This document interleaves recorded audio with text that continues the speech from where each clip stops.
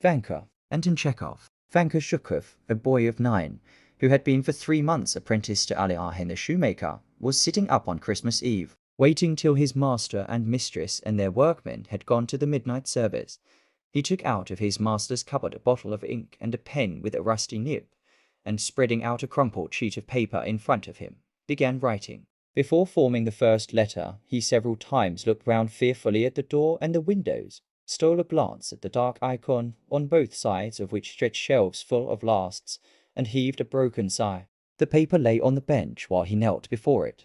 "Dear Grandfather Konstantin Makarich," he wrote, "I am writing you a letter. I wish you a happy Christmas, and all blessings from God Almighty. I have neither father nor mother. You are the only one left me." Vanka raised his eyes to the dark icon on which the light of his candle was reflected, and vividly recalled his grandfather, Konstantin Makarich, who was night watchman to a family called Zhivarev.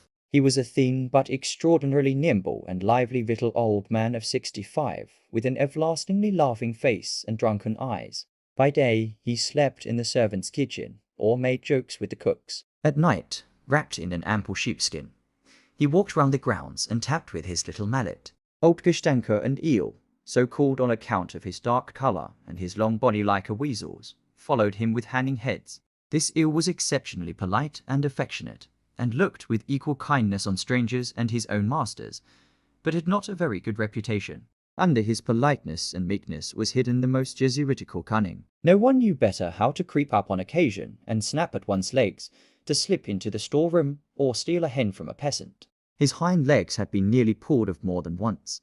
Twice he had been hanged. Every week he was thrashed till he was half dead, but he always revived. At this moment grandfather was, no doubt, standing at the gate, screwing up his eyes at the red windows of the church, stamping with his high felt boots, and joking with the servants. His little mallet was hanging on his belt. He was clasping his hands, shrugging with the cold, and with an aged chuckle, pinching first the housemaid, then the cook. "How about a pinch of snuff?" he was saying, offering the women his snuff box.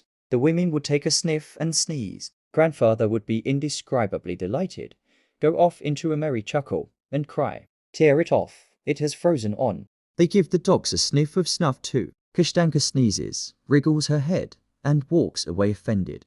Eel does not sneeze, from politeness, but wags his tail, and the weather is glorious. The air is still, fresh, and transparent. The night is dark, but one can see the whole village with its white roofs and coils of smoke coming from the chimneys, the trees silvered with hoar-frost, the snowdrifts. The whole sky spangled with gay twinkling stars, and the Milky Way is as distinct as though it had been washed and rubbed with snow for a holiday. Vanka sighed, dipped his pen, and went on writing. "And yesterday I had a wigging. The master pulled me out into the yard by my hair, and whacked me with a boot stretcher, because I accidentally fell asleep while I was rocking their brat in the cradle. And a week ago the mistress told me to clean a herring, and I began from the tail end, and she took the herring and thrust its head in my face. The workmen laugh at me, and send me to the tavern for vodka, and tell me to steal the master's cucumbers for them. And the master beats me with anything that comes to hand, and there is nothing to eat. In the morning they give me bread, for dinner, porridge, and in the evening, bread again. But as for tea or soup, the master and mistress gobble it all up themselves, and I am put to sleep in the passage, and when their wretched brat cries, I get no sleep at all, but have to rock the cradle. Dear grandfather, show the divine mercy. Take me away from here, home to the village. It's more than I can bear. I bow down to your feet, and will pray to God for you forever. Take me away from here, or I shall die." Vanka's mouth worked. He rubbed his eyes with his black fist, and gave a sob. "I will powder your snuff for you," he went on. "I will pray for you, and if I do anything you can thrash me like Cider's goat. And if you think I've no job, then I will beg the steward for Christ's sake to let me clean his boots, or I'll go for a shepherd boy instead of Fedka. Dear grandfather, it is more than I can bear. It's simply no life at all. I wanted to run away to the village, but I have no boots, and I am afraid of the frost. When I grow up big, I will take care of you for this, and not let anyone annoy you. And when you die, I will pray for the rest of your soul, just as for my mamma's. Moscow is a big town. It's all gentlemen's houses, and there are lots of horses, but there are no sheep, and the dogs are not spiteful. The lads here don't go out with the star, and they don't let anyone go into the choir.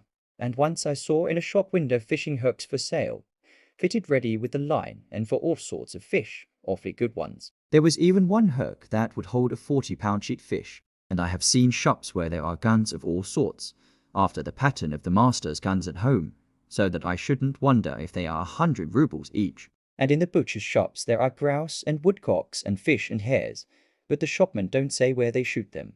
Dear grandfather, when they have the Christmas tree at the big house, get me a gilt walnut and put it away in the green trunk. Ask the young lady Olga Ignatyevna. Say it's for Vanka. Vanka gave a tremulous sigh and again stared at the window.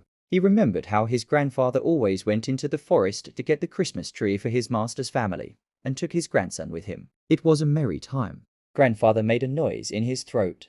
The forest crackled with the frost, and looking at them Vanka chortled too. Before chopping down the Christmas tree, grandfather would smoke a pipe, slowly take a pinch of snuff, and laugh at frozen Vanka. The young fir trees, covered with hoar frost, stood motionless, waiting to see which of them was to die. Wherever one looked, a hare flew like an arrow over the snowdrifts. Grandfather could not refrain from shouting, "Hold him! Hold him! Hold him!" Ah, the bobtailed devil! When he had cut down the Christmas tree, grandfather used to drag it to the big house, and there set to work to decorate it. The young lady, who was Vanka's favorite, Olga Ignatyevna, was the busiest of all. When Vanka's mother Pelageya was alive, and a servant in the big house, Olga Ignatyevna used to give him goodies, and having nothing better to do, taught him to read and write, to count up to 100, and even to dance a quadrille. When Pelageya died, Vanka had been transferred to the servants' kitchen to be with his grandfather,